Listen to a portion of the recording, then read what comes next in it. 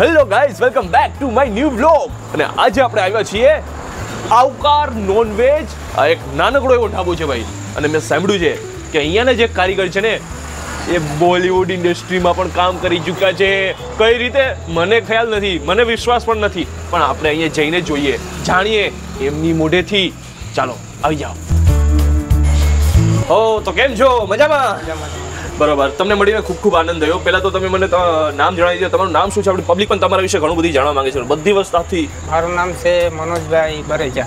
મનોજભાઈ બરેજા, બરોબર. તમે થોડુંક મોટેથી બોલજો, જેથી અમારી પબ્લિક છે ને આખી વાત શરૂઆતથી સમજાય બધી.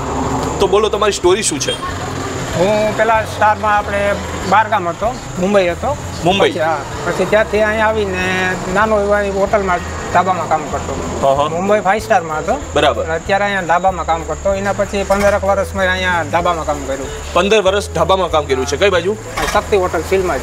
શક્તિ હોટલ અહીંયા સિલમાં છે ત્યાં. બરાબર. પછી ત્યાં એટલો પગારમાં ને પછી અત્યારે મોંઘવારી પ્રમાણે તો બધું નથી પૂરું. હા. પગારમાં કંઈ જાજુ કંઈ હતું નહીં. પછી મેં મારે ખુદનું કરવાનું એ કામ. મને ઈચ્છા હતી કે મારે કરવું, પણ આ એક નોનવેજનું ખુદનું કરવું એમ. બરાબર. એટલે મેં આ ચાલુ કર્યું ધીરે ધીરે. ને આપણે સારું છે એમ, ભગવાનની દયાથી આપણે સારામાં સારું છે. આપણે જે વેરાયટી બનાવીએ ને સાદું એકદમ સિમ્પલ, બધા ગ્રાહક ખાઈને ખુશ થાય ને સંતોષ થાય બધાને. બરાબર. મજા આવે બધા. એટલે તમને કઈ રીતે ખબર કે નહીં કે તમારો ટેસ્ટ છે એટલો બધી વધારે સારો છે? હું જ્યારે જે આ વસ્તુ બનાવું ને, ગમે ત્યાં મેં બનાવીને કાંઈ હું પાછો નથી પડ્યો કોઈ પણ વસ્તુમાં, ગમે કોઈ પણ વેરાયટી. હું south Indian, Chinese, Punjabi, continental, Hyderabadi, totally Gujarati, totally item બનાવી દઉં. બરાબર. તો આ બધી આઈટમ તમે જે બનાવો છો એ તો ચાલો સમજી ગયા કે નો ડાઉટ ટેસ્ટ સારો છે. તો કોઈ સારી એવી ઓફર આવેલી છે તમને પેલા આ બાબતની કોઈ? નહીં, બહારથી બીજો કોઈ નોનવેજની નહીં. મારે આપણે આ ખુદનું કરવું હતું એટલે મને વાત મળી છે કે એટલા માટે જ હું ખાસ તમારી પાસે આવ્યો. મને વાત એવી મળી કે જુહી ચાવલા છે એ પણ તમને ઓફર આપી. જ્યારે મુંબઈ હતો ને 5 સ્ટાર હોટલમાં, ત્યારે એક્ટર લોકો આવતા અહીંયા, બધી જમે એ લોકો, મતલબ એને પસંદ આવે એટલે પૂછે કે ભાઈ કોને બનાવ્યું એ રીતના.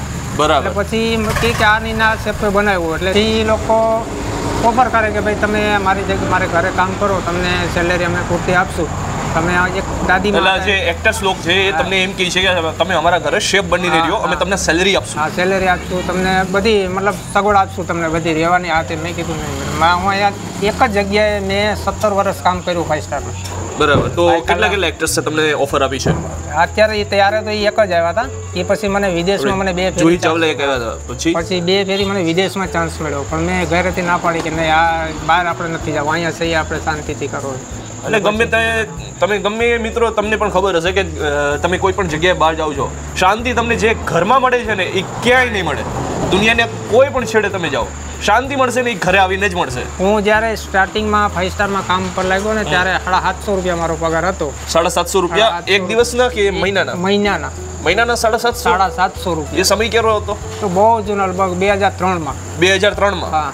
બરાબર. અને અત્યારે તમે હોત તો કેટલો પગાર હોત તમારો? અત્યારે તો મારે લાખની ઉપર હતો. લાખની ઉપર હોત? શેફની ઉપર શેફ આવી ગયો હતો અત્યારે. સીડીપીના કોર્સ ઉપર હું પૂગ્યો હતો. ત્યારે પહેલા સ્ટાર્ટિંગમાં મેં કામ ચાલુ કર્યું ને ત્યારે હું કંઈ મને આવડે તો નહીં. પછી હંજવારી પોતા, ઝાડુ પોતા એવું કરાવતા. પછી એનાથી પછી હું મારી રીતના આગળ વીકતો ગયો ને બધું કરતો ગયો.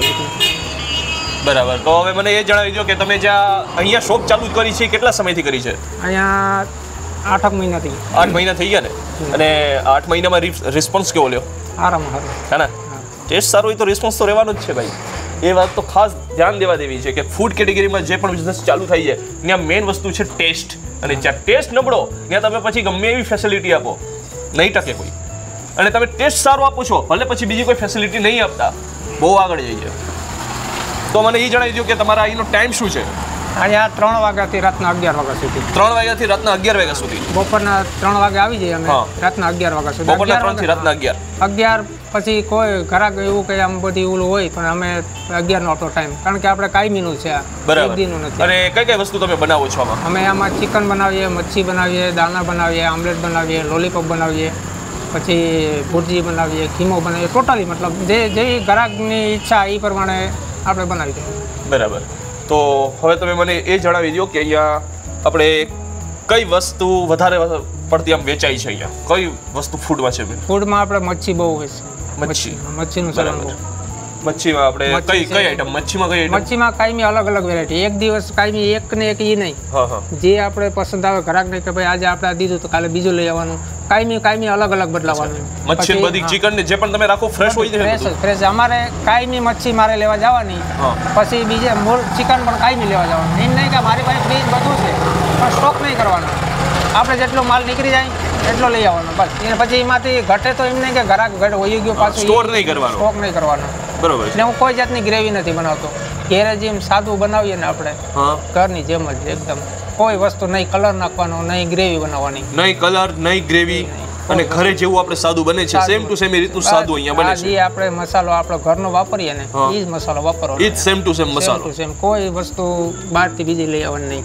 આમ ખાવા વાળાને ખાવું જોઈએ, જે પણ કસ્ટમર આવે ને ખાવું જોઈએ કે નહીં આપણે ઘરમાં બેસીને જ ખાઈએ છીએ. અમુક કે ભાઈ અમે એક રોટલો ખાઈએ, અત્યારે અમે બે રોટલા અહીંયા ખાઈ જઈએ કે તમારે અહીંયા એક રોટલા વાળા બે રોટલા ખાઈએ, બે રોટલા ખાઈએ. શું વાત છે. તો ટેસ્ટમાં બેસ્ટ એવી આવકાર નોનવેજ ઢાબા કે શું કે રેસ્ટોરન્ટ કે શું કહેશું બોલો?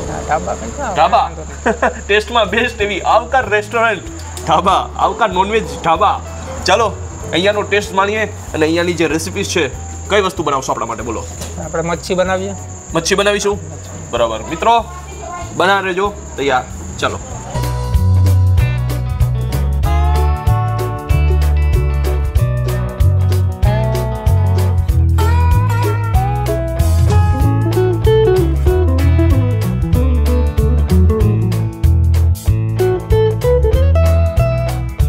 તો ફાઇનલી આપણે પહેલાં છે ને આપણે ચિકનથી ટેસ્ટ કરીએ ગાઈસ, અને જોઈએ ચિકનનો ટેસ્ટ કેવો છે. જો પીસીસ જો મસ્ત પાકેલા પીસ છે, અને હવે આપણે ટેસ્ટ કરીએ છીએ ચિકનને.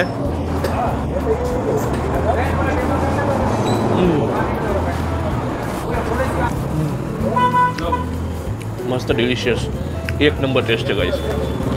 ટેસ્ટ કરવા આવવા જેવું છે ને, એકદમ ઘર જેવો ટેસ્ટ યાર, અલગ સુપર છે.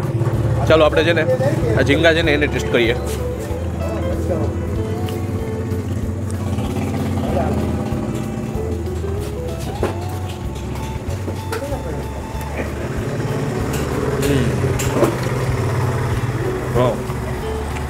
સુપર.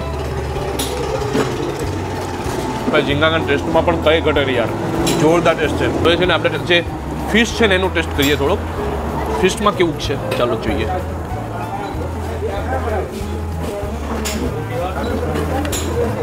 થોડોક રસો લઈ લઈએ.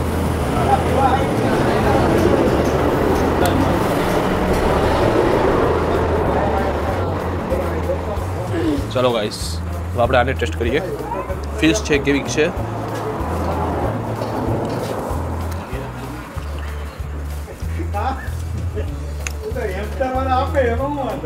યાર એકદમ તાજી ફિશ છે, એકદમ મસ્ત. નોર્મલી આપણે કંઈ ફિશ ખાઈએ ને તો એમાં આપણે હજી એવી વાસ આવતી હોય, એમાં કોઈ વાસ નથી આવતી. સોલિડ છે, એક નંબર છે. એકવાર અહીંયા આવીને એમ છે ને ટેસ્ટ કરી જ લેજો, કંઈ પણ વિચારતા નહીં. ગમે વસ્તુ એકવાર અહીંયા આવી ટેસ્ટ કરી લેજો. મેનુ તમારી સ્ક્રીન પર આપેલું છે, આ બધી વસ્તુ તમને અહીં મળી જશે.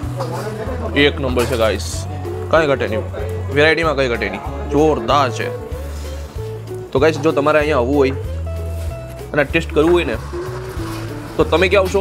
શીલથી આવો સીધા પોરબંદર રસ્તા સાડું, ત્યાં આપણે ડિવાઈડર પૂરું થાય ને ત્યાં ચુનાપટ્ટીની પાસે, ત્યાં તમારે છે ને આ આવકાર નોનવેજ રેસ્ટોરન્ટ તમને મળી જશે.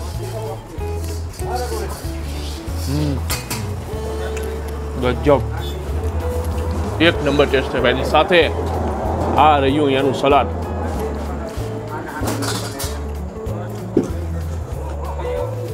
મસાલેદાર ચટાકેદાર, એક નંબર ટેસ્ટ સાથે, જોરદાર.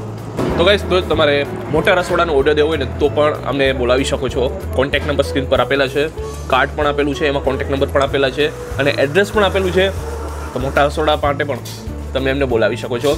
અને વાત રહી આપણે આ ફૂડની, તો ભાઈ એક નંબર ટેસ્ટ સાથે આખું ફૂડ છે અને મસ્ત છે ગાઈસ, કઈ ઘટે નહીં. મળીએ આપણે જલ્દીથી નવા બ્લોગમાં. તો આ વિડીયોને વધારેમાં વધારે લાઇક કરી દેજો, શેર કરી દેજો બને એટલું, અને મળીએ આપણે જલ્દીથી નવા બ્લોગ સાથે. ચેનલમાં નવા હોય તો સબસ્ક્રાઈબ કરજો. Tata, bye bye. નહીં એક નંબર છે ને ટેસ્ટ આનું બધું.